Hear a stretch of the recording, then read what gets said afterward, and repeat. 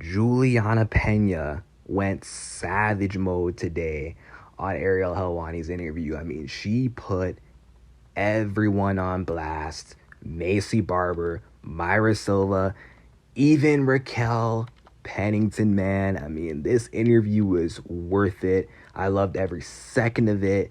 And man, Julianna Peña is an absolute gem that we all gotta appreciate. We all gotta cherish. Because a lot of people are taking her for granted, but people don't realize how good she actually is for the sport of women's MMA because of how brash and how vocal she is. You know what I mean? Like right now, there's not a lot of interest in the women's bantamweight division, but who's the only person that people are talking about with the retirement of Amanda? Julianna Peña. It's because of all the headlines she's been making, with all the noise she's been making.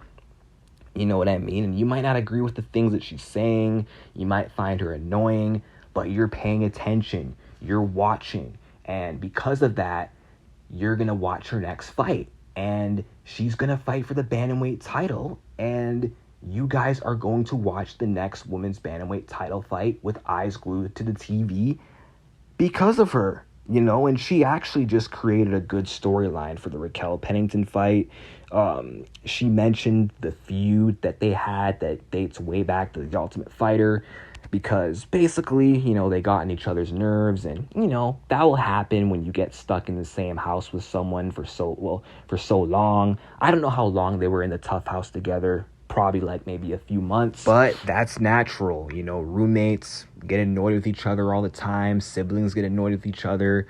Sometimes we get annoyed with our coworkers. I mean, we're all kind of annoying to a certain extent. So I'm sure there's things about Raquel being close with her that she didn't like, you know, and there's things about Peña being in the same proximity with her that, you know, Pennington didn't like. They have some, I guess, unsettled beef that needs to be settled, and, you know, that's fine by me. I mean, I don't know if Peña's telling the full truth. I think we need to hear Raquel's side of the story, but Peña basically said that, you know, Raquel lacked the dedication on Tough and got annoyed at Peña for being the one who wakes up early and was making too much noise while Raquel was sleeping in. I don't know how true that is, but regardless, now Peña actually has a motive and a drive to fight her, and now this fight actually has a storyline. Now it's actually more interesting because of it, because now they have a beef, whether Peña's making this up to create a beef, to create an entertaining buildup or not. We have something now entertaining to look forward to. Now the Raquel Peña fight actually matters. And Myra Silva said no one wants to see this fight. Honestly, I think more people rather see Peña fight Raquel than Myra Bueno Silva, because no one cares about Raquel and barely anyone knows who Myra Bueno Silva is, other than finishing Holly Holm. But now let's talk about when Peña put Myra on blast. Oh my gosh. So she called her Amanda's tampon holder. I can't, man. She is an absolute savage for that. An absolute savage for going that route. So she said, I thought I recognized her. I said, isn't that the curtain jerker from the UFC Apex like a few years ago? I thought I recognized her. Then I remember that she fought two 41-year-olds, Lena and Holly, and then started talking bad about me. And I was like, oh yeah, I for sure know who this chick is. So Peña just clapped back, and I mean, hey, some of y'all are mad about it, but Myra ran her mouth first. She drew first blood, so Peña responded, but she addressed the call out. She knows who she is, and WMMA addict, you can chill out, okay? Peña's not scared. You're wrong. Being dismissive does not equal being scared. She literally said that Myra can get in line and she will fight her after she beats Raquel. But she wants the Raquel fight. She explained why that's important for her. And Peña's very persuasive. She's good at getting what she wants. She got the Amanda fight the first time. Even though the trilogy didn't materialize, she got the trilogy to happen. So the UFC will not leapfrog Raquel as long as Peña has something to say about it. So yeah, don't worry, guys. Myra will get the fight with Peña if Peña does get past Raquel, or worse comes to worse, maybe Peña loses and we get Myra versus Pennington. But God forbid that happen, because I much rather see Julianna as the bantamweight champion. Nothing against Raquel Pennington. Obviously, I'm biased towards Peña, but I just think having Peña as bantamweight champ is way better for the women's bantamweight division. I think she's a more entertaining fighter, and she's got more of an entertaining personality, and more people are going to tune into her fights. And, you know, she's got a bunch of recognition as being the one who beat Amanda, even though it was a one-off and people say it was a fluke and she lost the rematch. Her name has been attached to Amanda for so long. That's her claim to fame. So I'd much rather have someone like that as a champion than Pennington. And I mean, people get salty about her calling herself the uncrowned champ, but I mean, what about Charles Oliveira? He calls himself the uncrowned champ, but he doesn't have a finish over the champ Islam, let alone a win. Peña, she's 1-1 with Amanda, and she finished her, so, you know, can't be mad at her for saying that. And it's just funny seeing people get triggered. But now let's go to Maycee Barber. So she puts Maycee on blast. Man, she was not playing, but she didn't say anything that was untrue. She said, "You got a problem with me running my mouth, Maycee Barber? Drink a protein shake and come up to 135 and you can come get some smoke too. This girl's never fought for a world title. She is supposed to be the youngest champ ever. That didn't play out well either. She's losing to Roxanne Modafferi." Damn, she went all in, but she's 100% correct now. I like Roxy. She's a solid vet. Not to disrespect her, but I mean, if you're supposed to be like the next big thing and you're losing to Roxanne, that's pretty embarrassing, and that does show the caliber of where you're at, as opposed to losing to Amanda Nunes, Jermaine, and Val. Those are better opponents to lose to. No shame in that.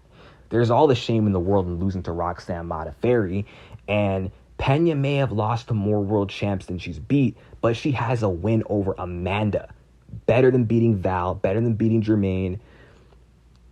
Maycee Barber is yet to have a win over a world champ. She's yet to even have a title fight, win a title. Julianna Peña, she's been there. She's done that. You know, she's been a top 3 fighter in her division for years. Top 3 world champion and number 1 contender, and a potential, not for sure, but a possible future 2-time bantamweight champion. She might do twice what Maycee Barber might never do. Now she's young.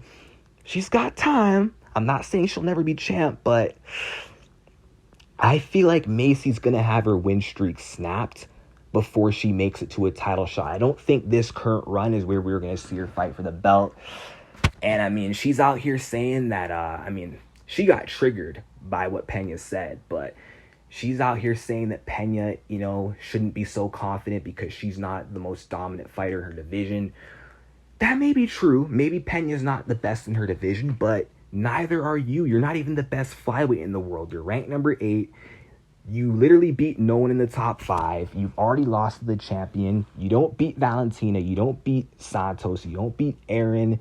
You haven't proven to be on that level yet, like Julianna Peña has. So until you actually get there and beat top 5 valid opponents and win a world title, then you got room to talk. But for right now, man, you shouldn't be running your mouth. And I mean, if this fight does end up happening, I'm telling you what's going to happen. Maycee's going to come in this fight too overconfident, underestimating Peña, and she's going to be surprised at not only how tough Peña is, but how good she is, how crafty she is, how smart she is, how hard she hits. You know what I mean? How relentless she is, how strong she is, how good her grappling is. And she's not going to be able to deal with Peña's toughness and pressure. And Peña can out-brawl her, out-scrap her, out-tough her, out-cardio her, out-wrestle her, and wear her down and eventually submit her. Yeah, she really don't want that. I mean, Maycee said that, looks like I'm moving up to 135 and Julianna wants to be 3-4 in the last 6 years. Maycee, just stop, because I know for a fact you're not going to fight Julianna. If you're really going to fight her, then do it. But I don't believe you. I'm not going to believe it until the fight is actually booked. But for right now, man, Maycee Barber, she's got to sit down, man. She needs to sit down. But I loved every second of this interview, man. And, you know, you may not see it, but Peña is what we need in women's MMA. She is what we need. Love her or hate her, you're going to tune into her fights either because you're a hater, you're a passionate hater, you want to see her lose, or you're a passionate fan and you want to see her thrive. I want to see her thrive. I love Peña. She's awesome. She's beautiful. I think she's the best, and I can't wait for her next fight. And I'm hoping that she wins her next fight and walks out with the belt around her waist. Like, there's no one right now that I want to see champion more than Julianna Peña, because I didn't get to see Irene become champion. If not her, if there's one person that I can make become a world champion, it's Julianna Peña, man. I mean, she'd be a perfect champion. Maybe not skill-wise, but her fights are entertaining, and personality-wise, marketability-wise, she would be a great UFC champion. And if you don't see that, then you're absolutely blind. And yeah, you need to get your eyes checked. You need to get your eyes fixed, because you're not seeing things correctly, and you're just thinking with your emotions. You're thinking with your heart, and you're not thinking with your head. Now, I know what you're probably thinking hearing me say that statement. I mean, that's rich coming from a guy who wears glasses. I hear you. I probably shouldn't have said that. It's probably the stupidest thing I ever said. But I'm just saying, man, like, how could you not see Peña as good for business? How could you not see her as being champ good for business? That's all I'm saying. But whatever. Just haters. Haters gonna hate. Let him hate. Doesn't matter what Peña does, win or lose. They're always going to be there hating, but they're going to be paying attention. So, whatever. It don't matter. But like and subscribe, and